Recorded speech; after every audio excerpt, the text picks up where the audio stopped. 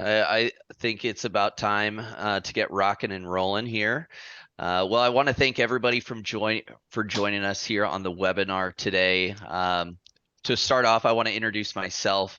My name is Ben Schaefer. I'm an account executive here at Conversite.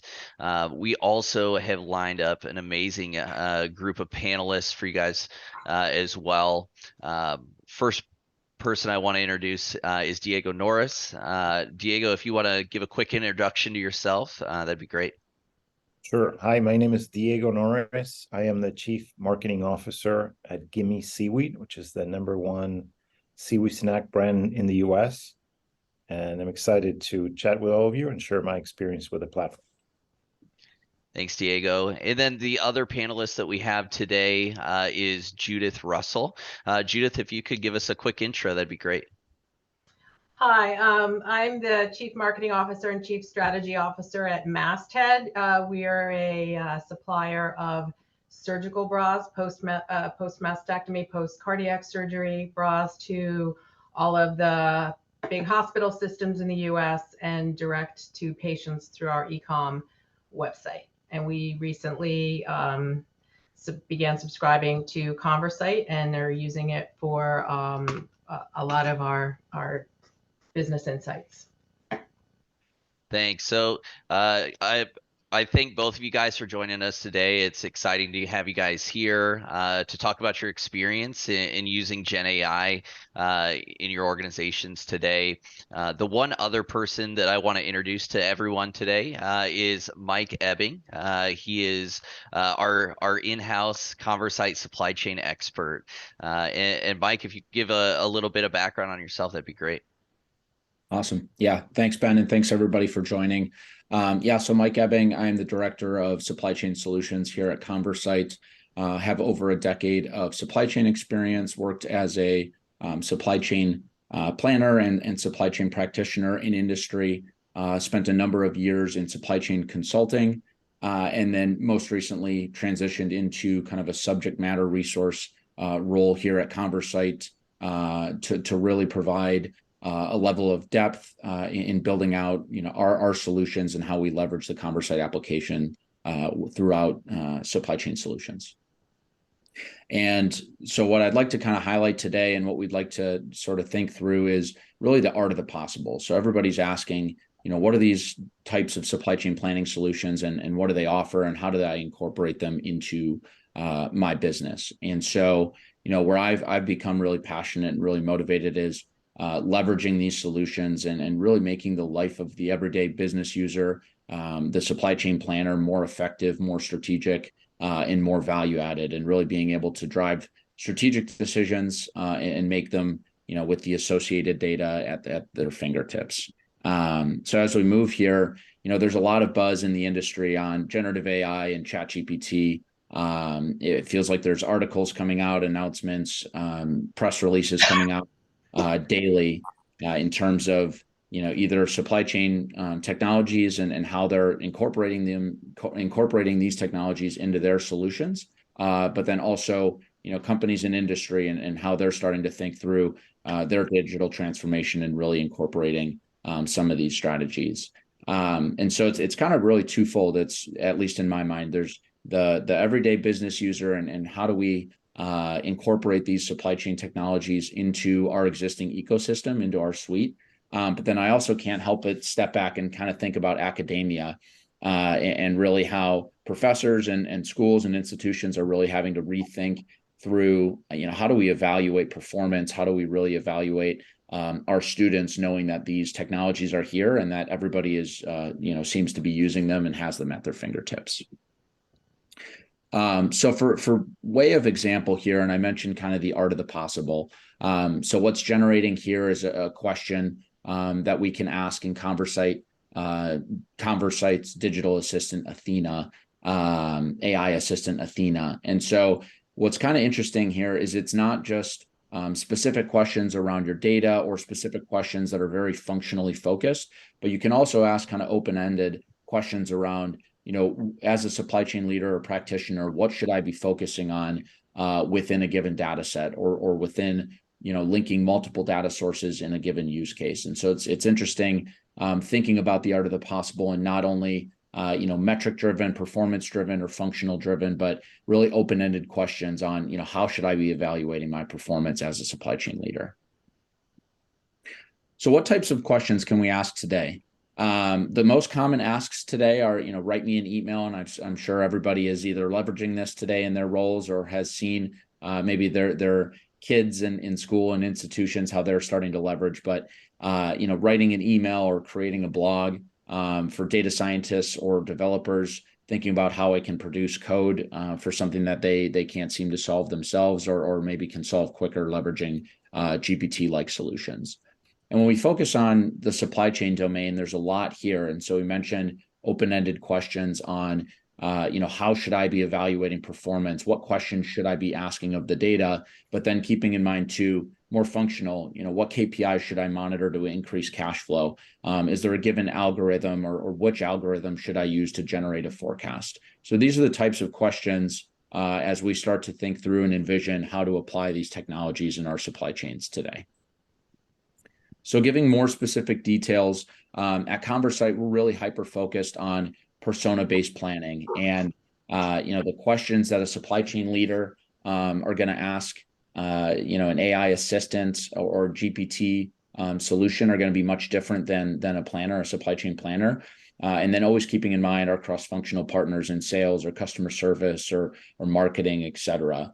So if I'm a supply chain executive, what's the overall health of my business and how are we performing? What are my inventory turns? How do we optimize and release a percentage of cash? If I'm a planner, I'm really thinking about more specific, more functional use cases, and where did we over or under forecast last month? Is there an optimal safety stock for supplier A? And so it's really thinking more functionally, and how do we make decisions leveraging these types of technologies. And then our cross-functional partners, oftentimes, all they seem to really want to know is, what's the status of my order, what's the cost, and how can we fulfill, or when can we fulfill new orders? So giving a little bit more context and detail here, it's really shifting from more of the descriptive, and then now with the capabilities of AI, it's generative AI, it's the predictive and the prescriptive in nature. So understanding all those different data feeds and being able to recommend and provide actionable insights for the business. And then also that predictive nature as well, leveraging on top or layering on top. So keeping it simple and very high level, a supply chain executive or a director is really focused on what happened and what's the plan forward. A planner might care more about what really caused the problem. Can we do some root cause analysis within a given field? And then how do we improve? What can I do to improve that performance going forward? And then our cross-functional partners, again, focusing on what's happening now and how can I be more informed and collaborate with the supply chain and operations. So we often get the question, what if I have a really complex ecosystem? And we've come to realize that this looks different for every prospect, every customer that we talk to in terms of what their systems are across not only supply chain and the domains within, but then also from finance, sales, and marketing, their ERP or their CRMs. Each of these systems we understand and know that there are people, there's processes, and there's data that are attributed and associated with all of these different systems. And so we often get the question, what if I have a really complex supply chain ecosystem? How can we connect these disparate data sources and then drive insights and recommendations connecting those sources? And so that's really what it's all about.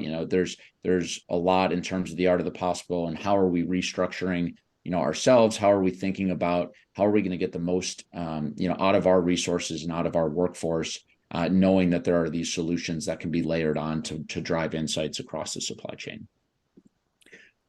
So before I hand it back over to Ben to have a conversation with our panelists here on how they're applying Gen AI into their environments today, the last slide I'll cover is how can I connect my systems to generative AI? And what we like to do is really try to keep it simple. So connect to multiple disparate data systems. And so at Conversight, we have a number of pre-built data connectors. We're continuously adding more. You can think about not only ERP systems, but e-commerce, MES tools, WMS tools. So there's a lot of different systems, and often it's how do I drive recommendations across those disparate and disconnected data sources. From there, we integrate the data and cleanse and manipulate the data, however is needed. A question that comes up there is, what if my data is not clean? What does that kind of look like, and how can we leverage a solution like Conversight to clean our data or to help give insights on where our data is not cleansed?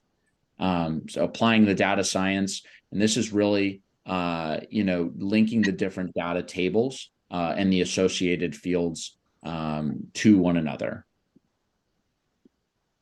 Next, it's that last piece and that final piece: connect the generative AI to insights, recommendations, and perform actions. So everything we focus on is really action driven, and it's really decision intelligence, so that users can drive actions and have the data at their fingertips. And so this is what we view as the future of supply chain. A lot of opportunity as people kind of rethink and reimagine what their supply chains are and how they're set up across multiple use cases. I'd say the most common ones that we get are, end-to-end supply chain visibility. You'll often hear control tower, or, how do I have visibility to my supply chain, across the different domains. Inventory optimization is another one that we get a lot of as well. And then some around demand sensing, demand planning, supplier performance. So really across the board, end-to-end supply chain, there are different use cases, and different solutions that we can offer to our clients. So Ben, with that, I'll hand it back over to you. Would love to hear more from the panelists in terms of how they're applying generative AI into their ecosystems today.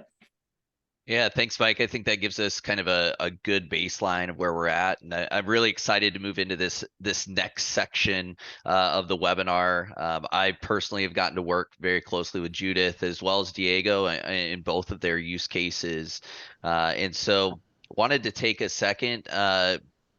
Diego, you're looking rip-roaring and ready to go. So Diego and we met at the Expo West conference, right? Correct. Back in March. Back in March. And so Diego, I know I was the guy that came up to give you a chat, and just kind of see what's going on and give you, my elevator pitch of what we do at Conversight. So when we first started that conversation, what really kind of caught your attention in deciding to go down a path with Conversight? It was really two things. One is I was living in a world of pain because just like you described, I have dozens and dozens and dozens of data sources, and each of them speaks a different language. They have different definitions for the same metrics. Sometimes they provide some data points, but not others. So it's a bit of a nightmare. And what I had been doing up until that point has been this very manual process of basically trying to connect these multiple systems and then come up with the exchange rate for these different metrics to make that data comparable.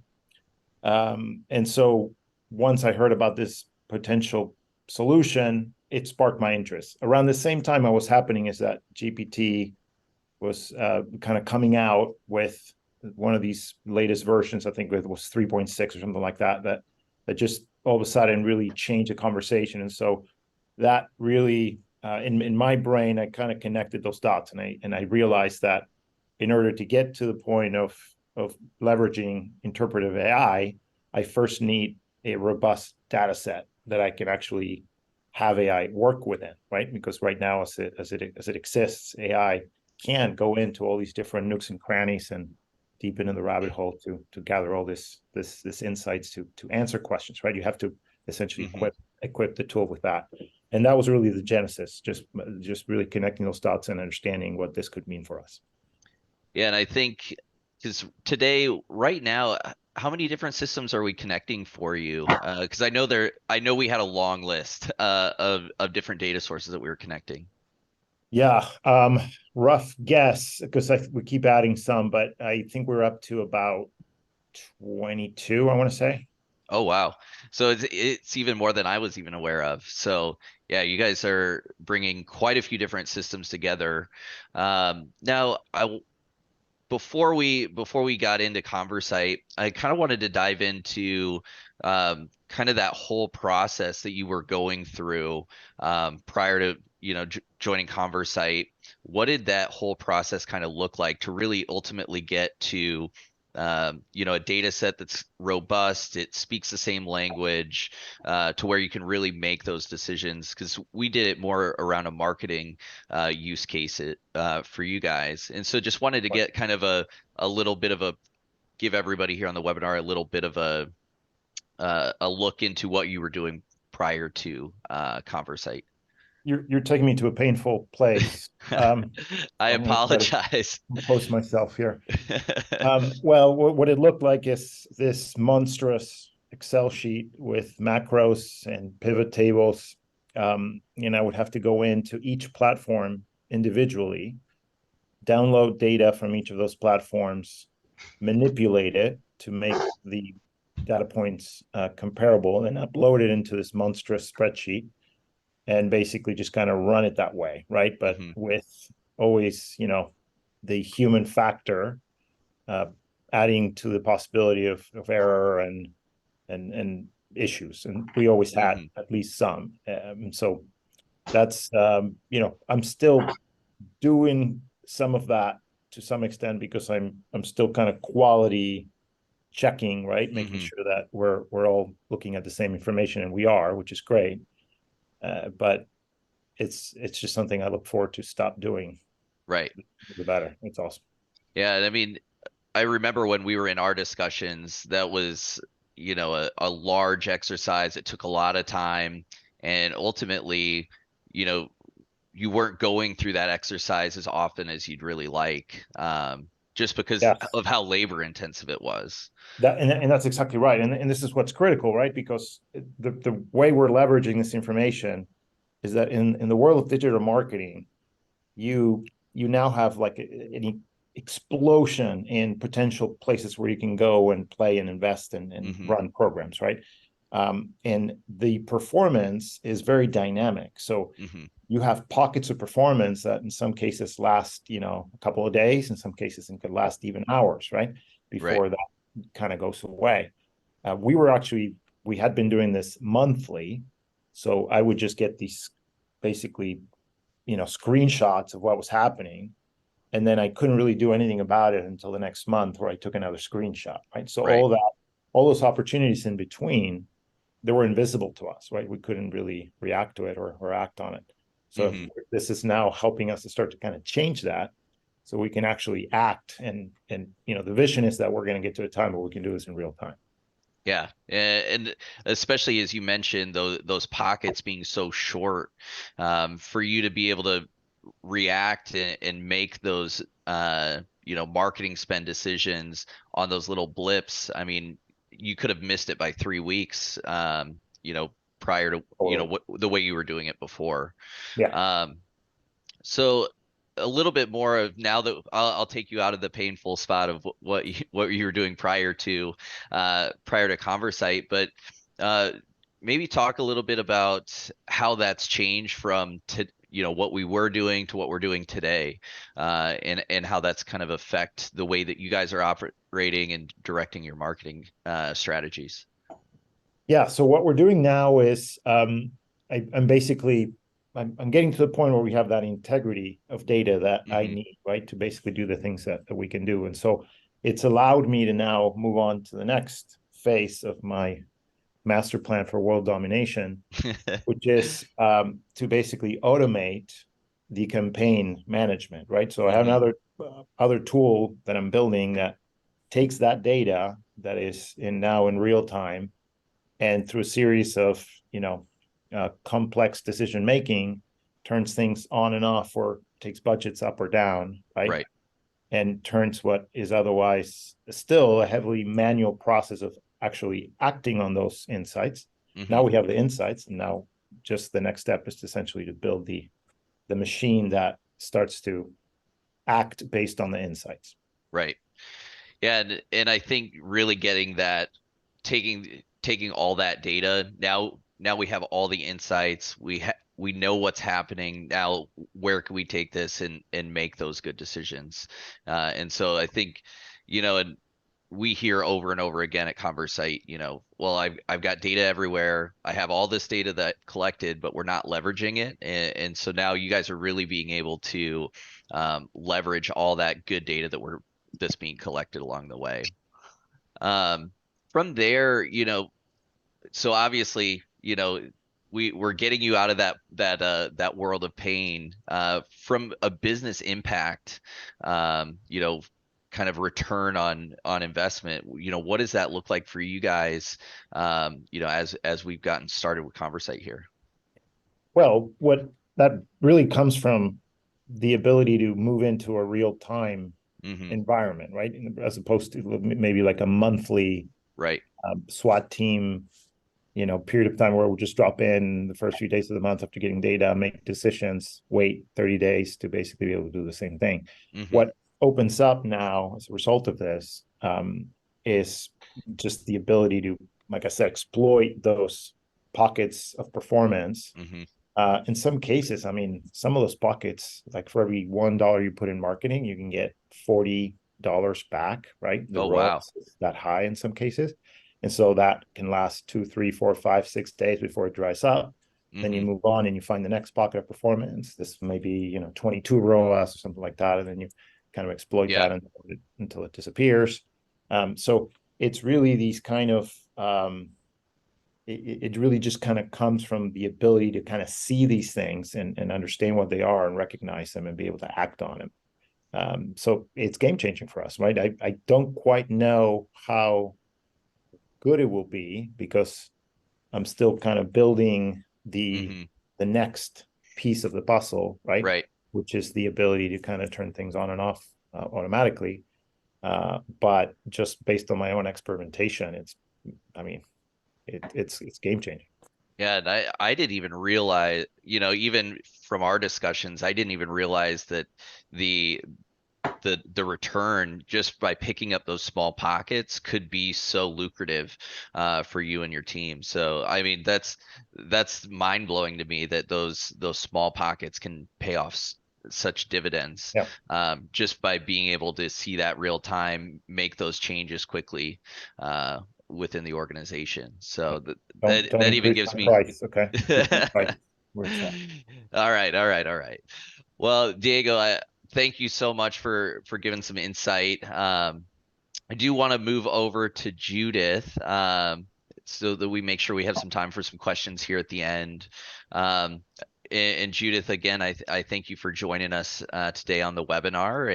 And so I guess to really start out, because we met back in December or November.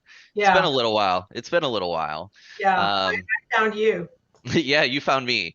So Diego, you got to she didn't have the whole me coming up to meet her, but I didn't have a trade show to go to.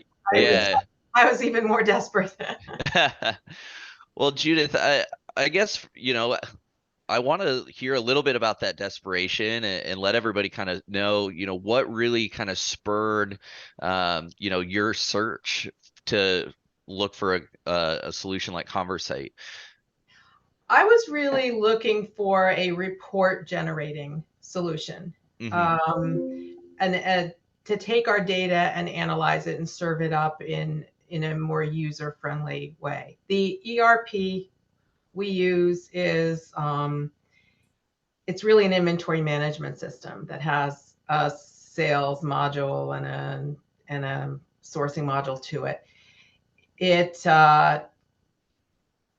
The reports that are built into it are really inadequate, and in order to get custom reports, you have to pay the company who creates this software a lot of money, and it was just really prohibitive for us to start saying, hey, we want a report that tells us this and another report that tells us that, because it would have added up to more than we're even paying for the solution. So, but on the other hand, I was spending hours and hours, like Diego, every month downloading data, resorting it, creating spreadsheets, macros, reshuffling because of the way the data downloaded. And I just said, and by the time I get these reports, we're already a week into the new month. So my team looks at it and goes, that's the past. I don't care about that. I want to know what's happening now. Yeah. So it was just really frustrating for me. And I would get questions back about something that was in the reports, and they'd say, well, what's the answer to this question? I'd say, I create these reports for you guys. You don't read them. So I don't know. They're just too complicated to look at. So I said, we need a better way. So I did a pretty exhaustive search on this particular ERP and what other apps were compatible with it in terms of report creation, and I found Conversate. So we started, I want to say, did we start around March or April, something like that? Yeah, something like that. And really started with baby steps. First, just recreated the reports that I was doing manually and made sure that the data were syncing up. The data that we were getting out and the data that Conversate was showing as in these reports was the same. And we had issues. We had some structural issues in our database, some definitional issues. So we learned a lot about how our ERP system works and the best way to structure it and the different groupings and pricing rules and things like that. So we feel like just going through that whole process taught us a lot about what information we have and how best to use it. And then we started creating reports and building our dashboard out. And now I have other people on my team with access to the dashboard. I'm training them on how to look at reports, how to do their own queries if they want. They're not quite there yet.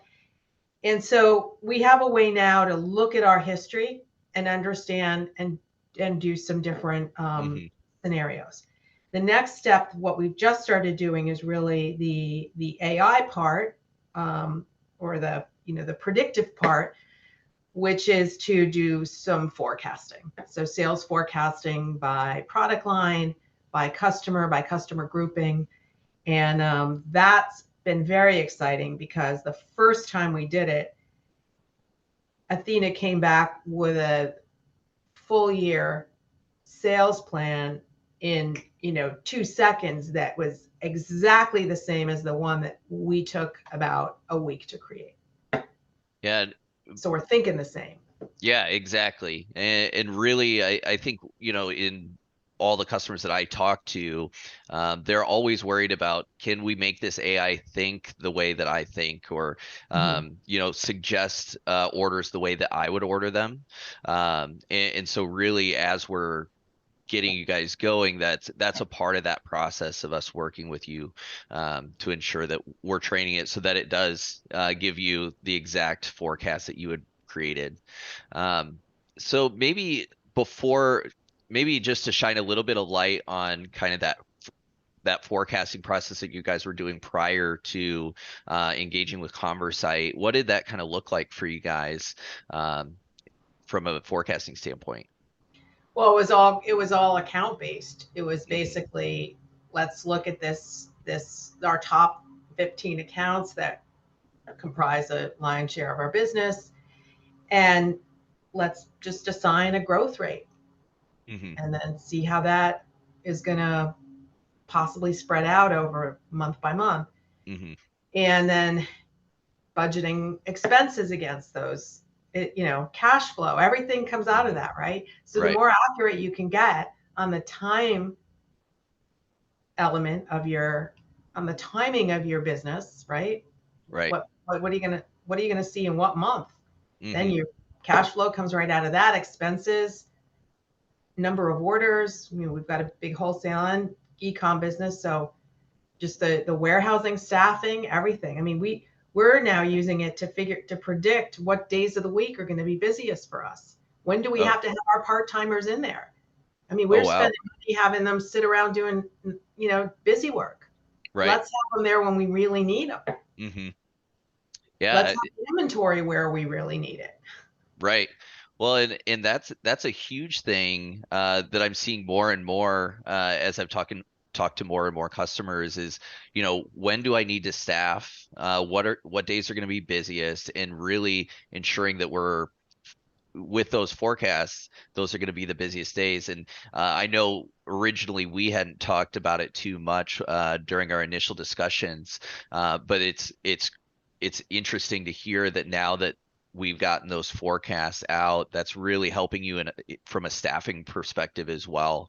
I mean, because that's direct to the bottom line. If you've got people around sitting around doing busy work, that's easily income that could be placed at other places. So it's a really interesting use that you guys have gotten that deep in using those predictions. Um, so in Judith, we're also doing more of a recommended PO with you as well, aren't we? Yeah, we're working on that. We're not quite there yet, but that's Mhm. going to help a lot because during COVID, particularly, we really beefed up on inventory because we were concerned about the supply chain challenges coming out of Mhm. Asia. We don't have our product doesn't really have an expiration date, so Mhm. we can we can stock 2 years worth of inventory and it's going to be totally fine. Right. You don't want to though, especially with interest rates higher now, Right. right? So it's really important. So in the old days, we used to have, our warehouse people say, "Oh, we're going to be running out of size extra small of this particular style," and now I can say, "No, we're not. Yeah. I've got 3 years worth of average monthly ship data on that. We're not going to Yeah. run out of that because we were overstocking on certain SKUs. Now we know Mhm. exactly what we need on what SKUs, so we can really keep inventory um, to where we need it and not and have it where we need it. So Mhm. not keep it in the main fulfillment center where we're not going to need it for another year, taking up space. So Right. it's helping a lot.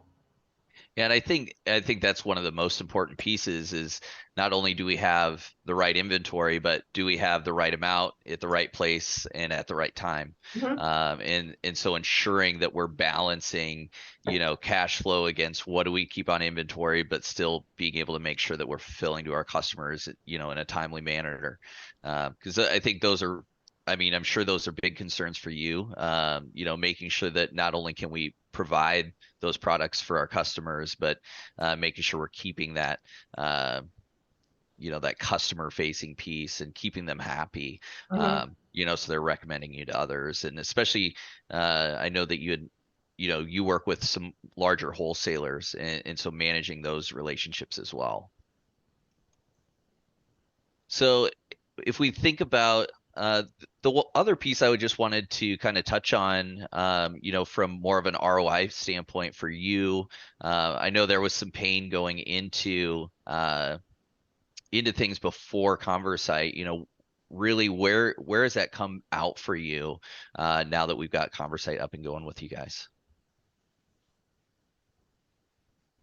Are you asking me or Diego? Yeah, we're still with you, Judith. Oh, okay. Well, I mean, it's freed me up from all that boring, tedious downloading, sorting. I mean, just Hmm. I just got to the point where I said, I'm not doing this anymore. Right. I don't care if I don't know how much we sold to each month. I don't care because I can't do this. Hmm. So it's freed up time and it's really allowed us to focus on and identify the KPIs that really matter Hmm. and and and measure them and figure out what our objectives are Yeah, for and them. yeah, what KPIs have you kind of honed in on since getting started? Um, well, our warehouse efficiency is a big one. Figuring out again the staffing, the layout, what products to be stored where, and how we just get our orders out the door Hmm. in the same day we receive them. And how can we scale? So being able to anticipate our order count by day, make sure we have all our packaging supplies, make sure we have somebody who's going to be there late afternoon to be able to take packages to FedEx after the FedEx pickup happened, all that sort of thing. So that very operational. It's really helped direct the sales marketing team to identify what areas of opportunity there is in our market, because we can now look at by zip code, by region, where are our strongest markets, where are we underpenetrated, and so where should we go in terms of industry conferences, trade shows, meetings with potential hospitals. So it's helped really, and finance, it's really helped give them insights into some of our profitability, because we do business with some very large customers, and depending on the contracts we have with them and the pricing and the mix that they buy, we have very different gross margins. Right. So it's really helped us understand, for planning purposes, all of the financial implications of the forecast. Right. No, and I think one of the things that really stood out to me in what you just mentioned is that not only are we helping with, from a forecasting piece for an inventory, but it's also that financial piece, but then also being able to identify, certain areas. Do we need to direct some marketing spend to help penetrate in different markets? And so really giving that full visibility is really opened up the doors for you guys. Diego, I wanted to throw it back to you because the KPI question that came up, I really wanted to see what you guys have been tracking now that you've been started with Conversate here. Good question. What we track really has to do with where within the purchase funnel you're working on. There are programs, probably most programs that people are familiar with, like paid social or things like that, really play pretty high up on the purchase funnel, right? And so for that reason, what we track for those is the cost per view, so cost per 100% view, and the cost per engagement, right? That kind of gives us a sense. Are we getting our message out to people, and is the message, sinking in, right, in some way? Are we making an emotional connection with someone? And I really have to use a different metric once I move down to programs that live more towards the bottom of the funnel. Things like, retail media, Amazon, Instacart, things of that nature. And those programs are much more effective when it comes to conversions, when it comes to dollar sales, right? But they're comparatively more expensive in terms of generating views and engagements. So what I've done is just basically I kind of use the tool to find the opportunities within top of the funnel. So what are the most attractively priced channels, programs, campaigns where I can essentially get views for the lowest possible cost and engagements for the lowest possible cost. And then I do the same thing towards the bottom of the funnel. But this is all very dynamic, right? And so because of that dynamic nature, we can kind of keep an eye on those variables and just basically pivot and shift our spend where the action is.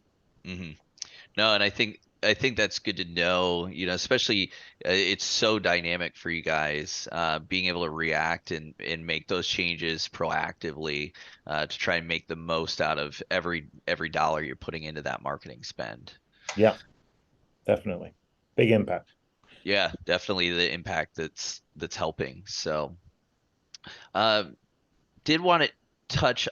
So I thank both of you guys for joining us today. I did want to highlight a couple things in the platform for some of the viewers that haven't seen Conversite before, and just wanted to point out a few things related to both of the use cases, both Diego's and Judith's here within the platform. I'll go ahead and share my screen here quickly. And so just wanted to point out a few different pieces here within the platform. So this is the Conversite platform. Does come in a web-based and a mobile version. And so wanted to first touch on the connectors here. As Diego mentioned, he's up to almost 22 different connectors that we're using to help direct his marketing campaigns, his marketing outreach. So all of those can be fed within here. We can also create new connectors, and you'll notice that we have already 130 some different connectors that we can use to connect to different data sources to bring that into the platform to ensure that no matter what systems that you're using within your organizations, we're going to be able to connect to those and give access and visibility to those. The other piece I wanted to touch on was more around Judith's use case of working towards more of a recommended purchase order. And I want to show you guys kind of the output here. This is recommending the best items that we need to buy to ensure making sure that we're including the forecasts. What do we already have on PO? What do we have on inventory? If you're utilizing a bill of materials, we're making sure to take that into account as well, so that we're planning to the most granular items, as well as ensuring that we are taking into account the lead time from our vendors. Now we can actually take that a step further and make it more of an actionable piece. We do what's called a supply planner, so recommending those items. We can put constraints on it compared to the recommended purchase order, like purchase orders, and we're actually able to write those back into your purchasing software, your ERP, if you are doing that with an inventory management system. And I think, Judith, we can write those back into your inventory management system as well.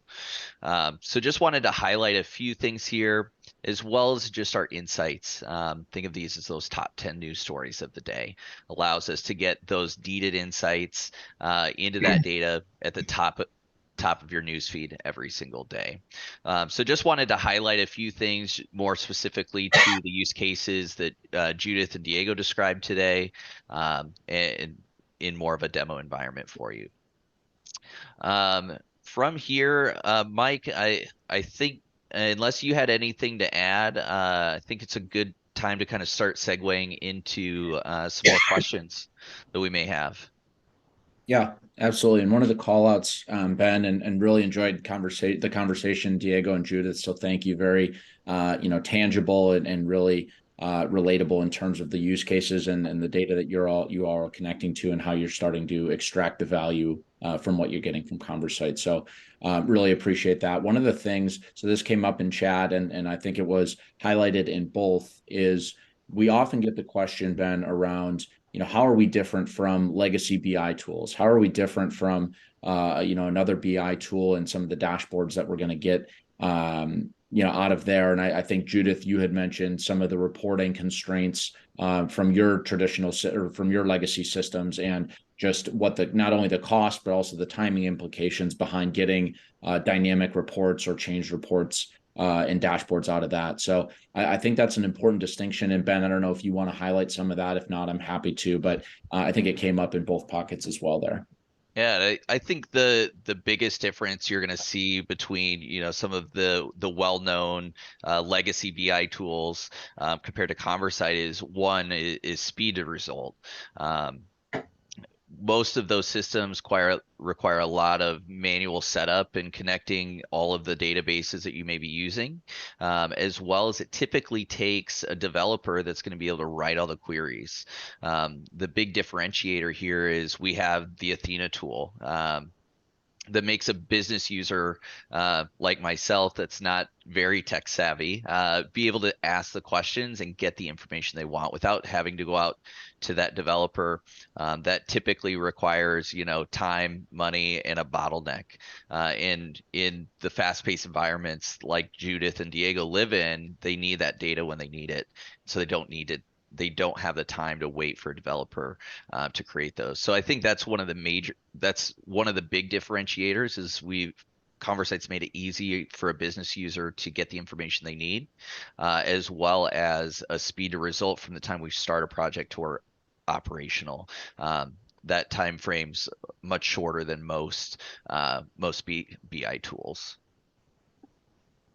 Yeah, that's great. Diego or Judith, anything that you'd like to add on top of that in Oh, terms of? it was really, really quick to set up. It just took like a day or two. I mean, I thought it was going to be a while, and then they said, "Oh, you're all connected." I couldn't believe it. Then it was a matter of testing out. Diego, I actually have a question for you.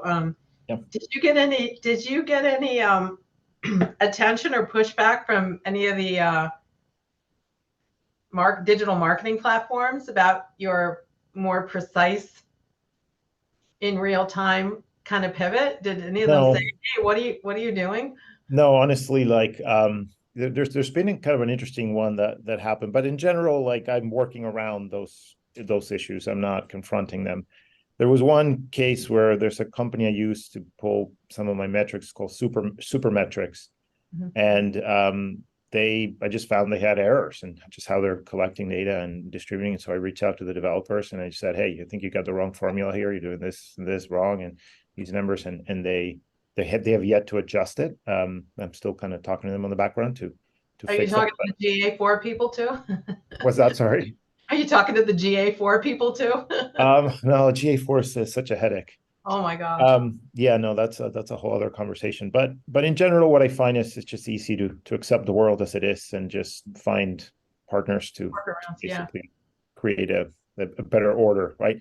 Mhm. Because it is a bit of a cluster, right? Like what is happening today in terms of data is crazy. It's basically death by data, right? Like most people don't have the tools to be able to take a bunch of data and turn it into insights, let alone real-time insights. So tools like this are just invaluable because everything else built on top of it. This is the foundation, right? AI, we're kind of in the back in the day when computers first came out and you were working in DOS environment. That's really where AI is today, right? You have at best point solutions, these little things you can do. Oh, I'm going to write an email, or I'm going to do this, right? But that's changing so rapidly. I think Mike was alluding to this. It's almost like in real time things are coming out. The news are almost every day something new comes out that changes the game in one way or another. But you still have to connect these things to each other, and you still have to set up the foundation for these things to work the way they could. And really, for me, it starts with data. If you don't have data, there's really nothing else you can layer on top of it because there's nothing to mine, right? You have to have the thing to mine, right? The insights to be there, the data to be readily available for these tools to then layer on top of it. Yeah, I think one of the key things that you mentioned there, Diego, is really having that good foundation, because you're building the entire business off of the data that you're getting, and so having that central repository with everything all that data to really get those insights to make those decisions is really key. And I think in any business moving forward, I think the utilization of these tools is going to become a day-to-day operation. And really, you guys are hopping on early and embracing it. Mm-hmm. What's that? Yeah, Mike. Great. Yeah, I was going to throw back to you. Any other questions that we had there in the chat, or? Yeah, I was just, really encouraged and excited to see and hear. I mentioned at the beginning of the presentation, kind of the art of the possible. And Diego, I think you nailed it there. Of like, it's really just the beginning in terms of what AI is doing and what we're able to do with data and how we're able to connect to multiple data sources to be able to make informed decisions. So I think, I commend both of you for kind of taking the leap and getting into this space. It's really, it's exciting to see what some of our customers are doing with the application and just hearing about how it's connecting to multiple data source, how people are collaborating and trusting the data now. Obviously, as you're setting things up, there's implementation and startup that goes into that to make sure that the data is pulling correctly. But just really exciting to hear. And I think, Diego, the other thing, you mentioned a lot of this was focused around supply chain and use cases that we have in supply chain, but there's such an opportunity. You mentioned digital marketing. And Judith, you were talking about your pseudo ERP system really being a WMS or an IMS. And so I think, Not even a WMS. Yeah. And so just encouraging to hear the kind of the opportunities and really leveraging the data across the enterprise to make informed decisions. So No other questions or comments on my end, Ben. I think we're good to wrap up, and just wanted to call out that we've got this slide up here, and just thanking everybody for being here and your time. Diego, Judith, really enjoyed the conversation. Thanks. I think if I had any advice to give someone thinking about getting into this area is really, it's I think you have to define the way you look at your business. You know, we're drowning in data, but we're starved for insights. So I think it's up to us to define kind of what is the world we live in, and what's important to us, and then expand from there. So don't become too insular, don't become too tunnel vision. Mm-hmm. You know, it's a hard line to draw, right? Because you want to keep open-minded, you want to look at things, you want to say to Athena, hey, what am I not asking that I should be asking? But so there's going to be, I think, some give and take there, and some experimentation. Maybe create some things that you start tracking, and then if they don't really have any meaning or offer any opportunities, stop looking at them, and then focus on what's important. Yeah, I think that's great insight. Yeah, any advice from you, Diego, or? I would just say, get in the rabbit hole, right? Because it's really early days, right? Don't be intimidated by all these, videos you're looking on TikTok or YouTube or Instagram, or it's very much the early days. So within, a few short months, you're going to be in the cutting edge of what's happening and what is possible.